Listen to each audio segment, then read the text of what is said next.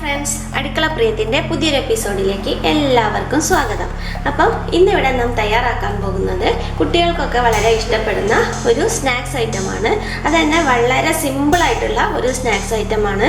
നമ്മളെ വീട്ടിലൊക്കെ ഉണ്ടാവുന്ന ചെറിയ പഴം കൊണ്ടാണ് ഞാൻ ഈ ഐറ്റം തയ്യാറാക്കി എടുക്കുന്നത്. അപ്പം എൻ്റെ ഈ ചാനൽ ഇതുവരെ സബ്സ്ക്രൈബ് ചെയ്യാത്തവരായിട്ടുണ്ടെങ്കിൽ ദയവായി ഒന്ന് സബ്സ്ക്രൈബ് ചെയ്യുക. അതുപോലെ നോട്ടിഫിക്കേഷൻ ലഭിക്കാനായി തൊട്ടടുത്തുള്ള ബെൽ ബട്ടൺ കൂടി ഒന്ന് എനേബിൾ ചെയ്തിരിക്കുക. പിന്നെ നിങ്ങൾക്ക് എൻ്റെ വീഡിയോസ് ഇഷ്ടമായെങ്കിൽ ലൈക്ക് ചെയ്യുക, അതുപോലെ ഷെയർ ചെയ്യുക.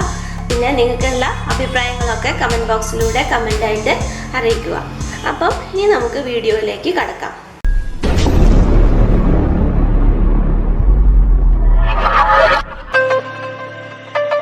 ആദ്യമേ തന്നെ ഒരു 6 ടേബിൾ സ്പൂൺ പഞ്ചസാര ഒന്ന് നമുക്ക് മിക്സിയിലിട്ടിട്ടൊന്ന് പൊടിച്ചെടുക്കാം. അപ്പം ഞാനിത് മിക്സിയിലേക്ക് ഒരു 6 ടേബിൾ സ്പൂൺ പഞ്ചസാര ഇട്ട് കൊടുക്കുന്നുണ്ട്. ഇത് കേക്കിൻ്റെ മാതിരി വളരെ കറക്റ്റായിട്ടുള്ള അളവൊന്നുമില്ല. ഓരോരുത്തരുടെ ടേസ്റ്റിനനുസരിച്ച് മധുരമൊക്കെ കൂടുതൽ വേണ്ട ആൾക്കാരാണെങ്കിൽ വേണമെങ്കിൽ കൂട്ടിയിട്ടൊക്കെ ഇട്ട് കൊടുക്കാം.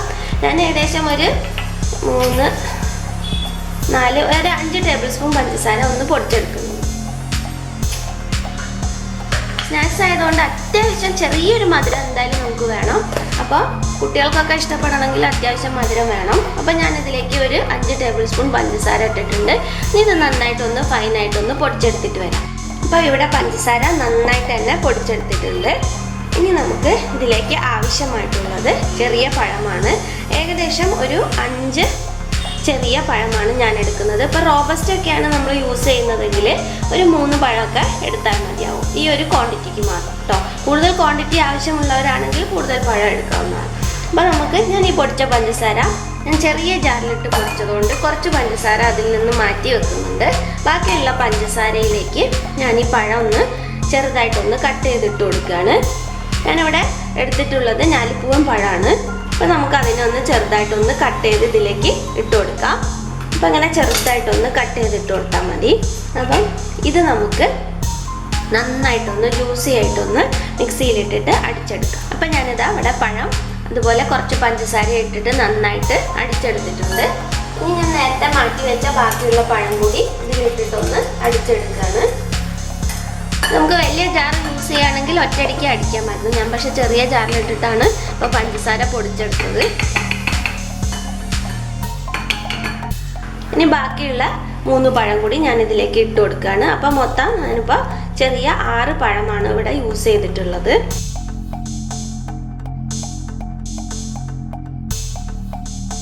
അപ്പം ഞാൻ ബാക്കിയുള്ള പഴം കൂടി ഇതുപോലെ തന്നെ നന്നായിട്ട് അടിച്ചെടുത്തിട്ടുണ്ട്, ഫൈനായിട്ട് അടിച്ചെടുത്തിട്ടുണ്ട്.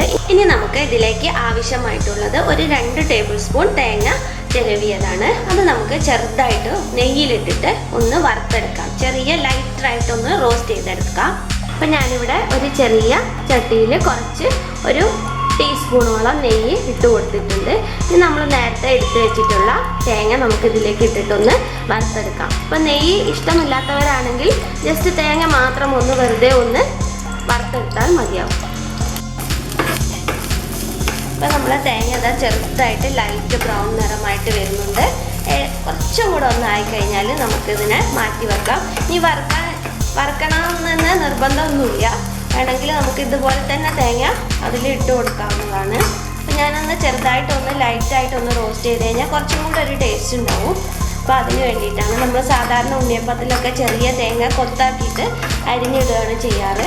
അപ്പം അതിന് പകരമാണ് ഞാനിപ്പോൾ ഇങ്ങനെ ചെയ്തെടുക്കുന്നത്. പെട്ടെന്ന് ചെയ്യാനായിട്ടാണ് ഇങ്ങനെ ചെയ്തത്. അപ്പോൾ ഇതൊന്ന് ലൈറ്റ് ബ്രൗൺ നിറമായി കഴിഞ്ഞാൽ നമുക്ക് ഇത്രയൊന്ന് ആയി കിട്ടിയാൽ മതി. ഇനി നമുക്കിത് വാങ്ങാം. നമുക്ക് തേങ്ങ നേരത്തെ അടിച്ചു വെച്ചിട്ടുള്ള പഴത്തിലേക്കൊന്ന് ഇട്ട് കൊടുക്കാം. ഇത് ഞാനിതാ ഇട്ടിട്ട് ഒന്ന് നന്നായിട്ടൊന്ന് ഇളക്കി കൊടുക്കുന്നുണ്ട്. പഴവും തേങ്ങയും എല്ലാം കൂടെ നന്നായിട്ട് ഇളക്കി യോജിപ്പിച്ച് കൊടുക്കുന്നുണ്ട്. ഇനി നമുക്ക് ഇതിലേക്ക് ഒരു നുള്ള് ഉപ്പ് ഇട്ട് കൊടുക്കാം. ഈ മധുരം ഒന്ന് ബാലൻസ് ചെയ്യാൻ വേണ്ടിയിട്ടാണ് ഞാൻ ഒരു നുള്ള് ഉപ്പ് ചേർത്ത് കൊടുത്തത്. ഇനി അടുത്തതായി ഇതിലേക്ക് നമുക്ക് ഇതുപോലെ തന്നെ ഒരു നുള്ള് ബേക്കിംഗ് സോഡയും കൂടി ആഡ് ചെയ്ത് കൊടുക്കാം. അപ്പോൾ ഞാനിവിടെ ഒരു നുള്ള് ബേക്കിംഗ് സോഡയും കൂടി ഇട്ട് കൊടുത്തിട്ടുണ്ട്. ഇത് നന്നായിട്ടൊന്ന് മിക്സ് ചെയ്തെടുക്കാം. അപ്പോൾ നമ്മൾ ബേക്കിംഗ് സോഡയൊക്കെ നന്നായിട്ട് തന്നെ മിക്സ് ചെയ്തെടുത്തിട്ടുണ്ട്. ഇനി നമുക്ക് ഇതിലേക്ക് ആവശ്യമായിട്ടുള്ളത് മൈദപ്പൊടിയാണ്. ഞാനിവിടെ ഏകദേശം 1 കപ്പ് മൈദപ്പൊടിയാണ് ഇതിലേക്ക് ഇട്ട് കൊടുക്കാനുള്ളത്. കുറച്ചായിട്ട് മൈദപ്പൊടി ചേർത്തൊന്ന് ഇളക്കി കൊടുക്കാം.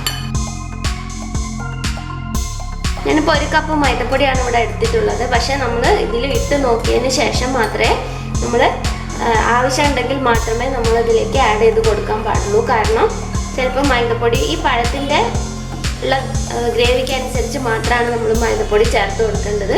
നമുക്ക് ജസ്റ്റ് ഒന്ന് പിടിക്കാനുള്ള പരുവത്തിൽ വേണം ഇതിൻ്റെ ബാറ്ററായിട്ട് തയ്യാറാക്കാനായിട്ട്. ഇതിൽ കുറച്ചും കൂടെ ഒന്ന് ചേർത്ത് കൊടുക്കാം.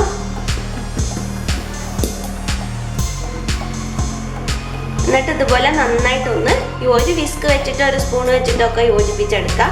അല്ലെങ്കിൽ ആദ്യമേ തന്നെ നമ്മൾ കൈ വെച്ച് ചെയ്ത് കഴിഞ്ഞാൽ നല്ല സ്റ്റിക്കി ആയിട്ടുണ്ടാവും.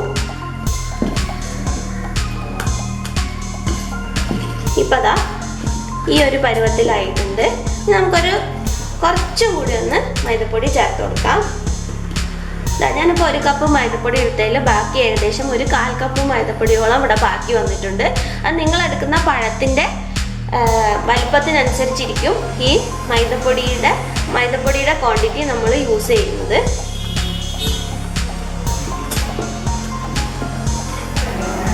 അതാ ഇപ്പം ഇങ്ങനെ വിസ്ക് കൊണ്ട് എടുത്തു കഴിഞ്ഞാൽ ഇങ്ങനെ നമുക്ക് ഇങ്ങനെ പിടിക്കാൻ കിട്ടുന്ന രൂപത്തിലാവണം. ഇതാണ് അതിൻ്റെ കറക്റ്റ് കൺസിസ്റ്റൻസി പറയുന്നത്. അപ്പം ഞാനിപ്പോൾ അത് നന്നായിട്ട് യോജിപ്പിച്ച് കൊടുത്തിട്ടുണ്ട്.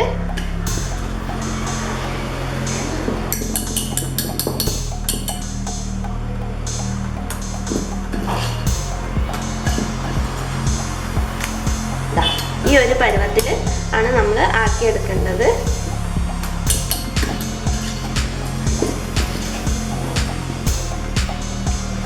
ഇതിൽ കൂടുതൽ ടൈറ്റ് ആയി കഴിഞ്ഞ് കഴിഞ്ഞാൽ നമ്മൾ ബനാന ബോൾസ് നമുക്ക് നല്ല സോഫ്റ്റ് ആയിട്ട് കിട്ടില്ല. അതുപോലെ തന്നെ നന്നായിട്ട് തന്നെ എണ്ണ കുടിച്ചും പോവും. അപ്പോൾ അതും കൂടി ശ്രദ്ധിക്കണം. ഇതാണ് അതിൻ്റെ കറക്റ്റ് കൺസിസ്റ്റൻസി എന്ന് പറയുന്നത്. അപ്പോൾ ഇത് നമുക്ക് ഇങ്ങനെ കയ്യിലെടുത്ത് ഓരോ സ്പൂണായിട്ട് എണ്ണയിലേക്ക് ഇട്ട് കൊടുക്കാൻ കഴിയണം.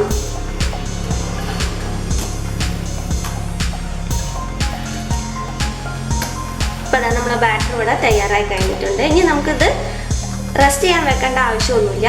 ഡയറക്റ്റ് തന്നെ നമുക്കിത് എണ്ണയിലേക്ക് ഇട്ട് കൊടുക്കാവുന്നതാണ്. ചെറിയ ബോൾസായിട്ട് എണ്ണയിലേക്ക് ഇട്ട് കൊടുക്കാവുന്നതാണ്. 1 സ്പൂൺ വെച്ചിട്ട് കോരിയിട്ടാലും മതി.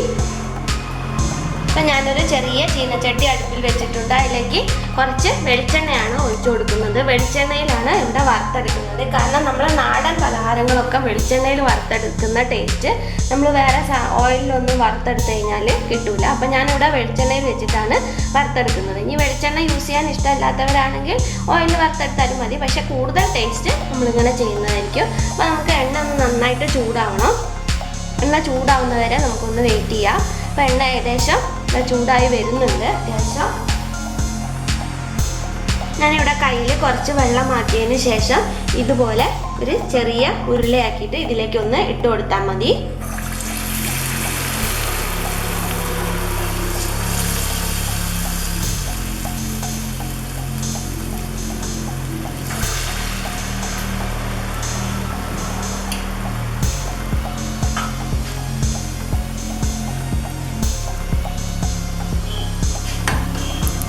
ഒരു ഭാഗം കരിയുമ്പോൾ നമ്മൾ പെട്ടെന്നൊന്ന് മറിച്ചിട്ട് കൊടുക്കണം.